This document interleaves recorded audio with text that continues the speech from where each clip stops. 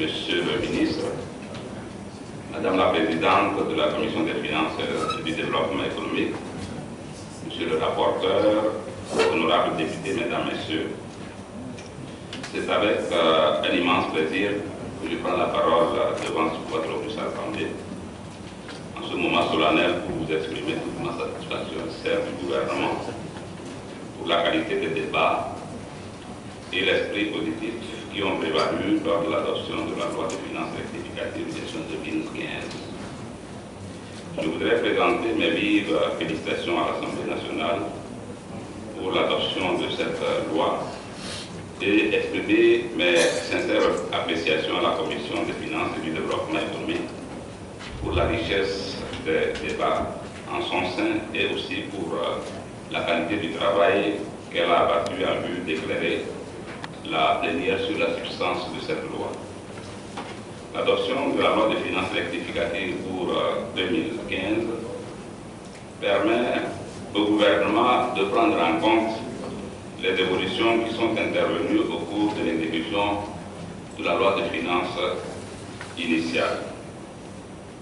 Avant et pendant que nous préparions la présente loi de finances rectificative, la conjoncture socio-économique internationale et socio-économique sous-régionale connaissait des évolutions.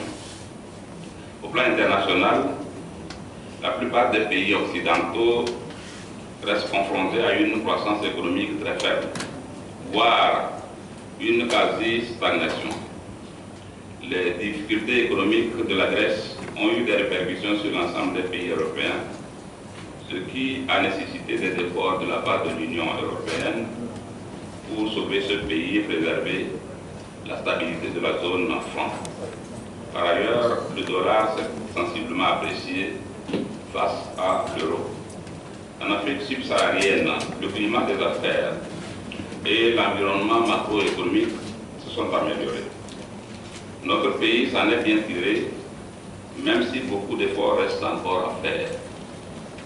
Toutefois, d'autres facteurs à l'origine de la croissance vigoureuse, en particulier le niveau élevé des prix des produits de base dans certains pays de la sous-région et les conditions de financement favorables, sont devenus moins propices.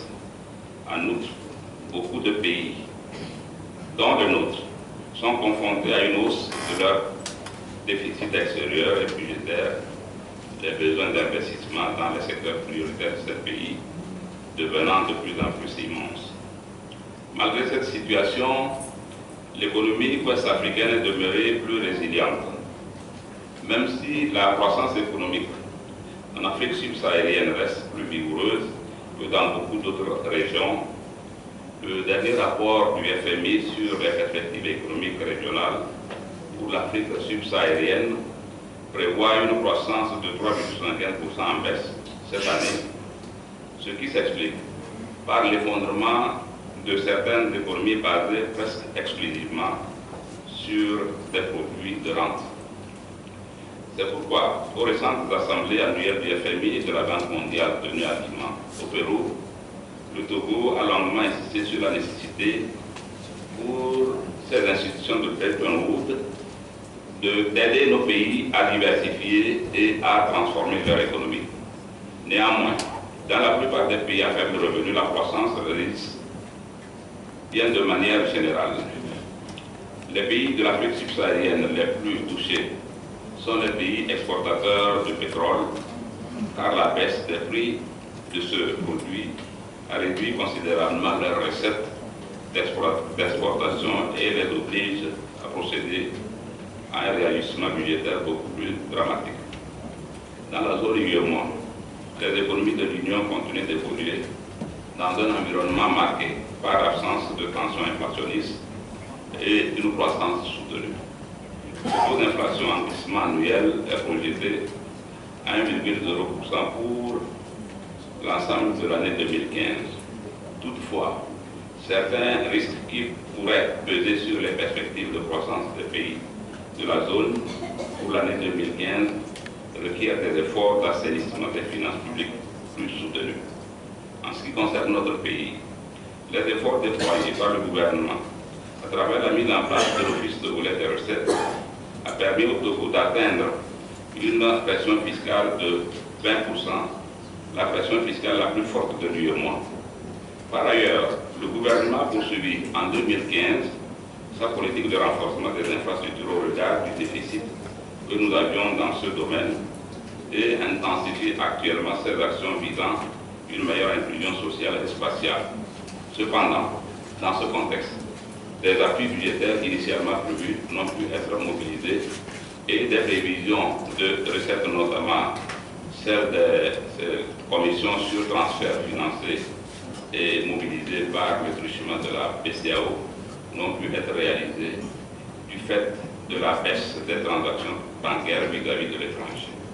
Les recettes fiscales, quant à elles, sont en progression, surtout en cette fin d'année. La présente loi de finances rectificative prend donc en compte toutes ces évolutions en même temps qu'elle intègre les besoins nouveaux intervenus en cours d'exécution. Ainsi, les prévisions de ce projet de loi de finances rectificative gestion 2015, estimées en recettes et en dépenses à 829,7 milliards de francs CFA, sont influencées par les évolutions aussi bien des recettes que des dépenses. Elles dégagent un gap budgétaire nul, tout comme dans la loi de finances initiale. Les recettes du projet de loi de finances rectificative 2015 sont projetées à 829,7 milliards de francs CFA contre une prévision initiale de 815,9 milliards de francs CFA. Elles connaissent une augmentation de 1,7%.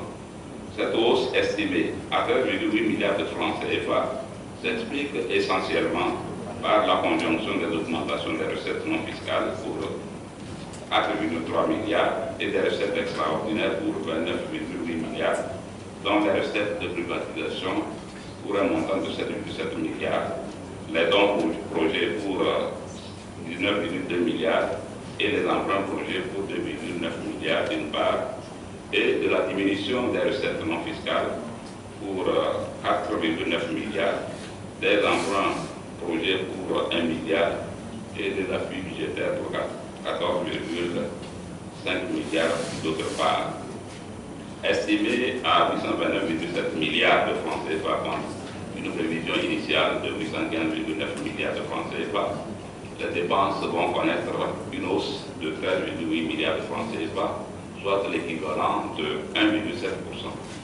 Cette variation est due à l'effet combiné des augmentations d'une part, des dépenses de personnel pour 7 milliards, des dépenses de matériel pour 5,8 milliards, dont les dépenses de matériel des ministères et institutions pour 2,8 milliards, et les dépenses communes diverses pour 5 milliards destinées à l'organisation de la conférence sur la sécurité maritime.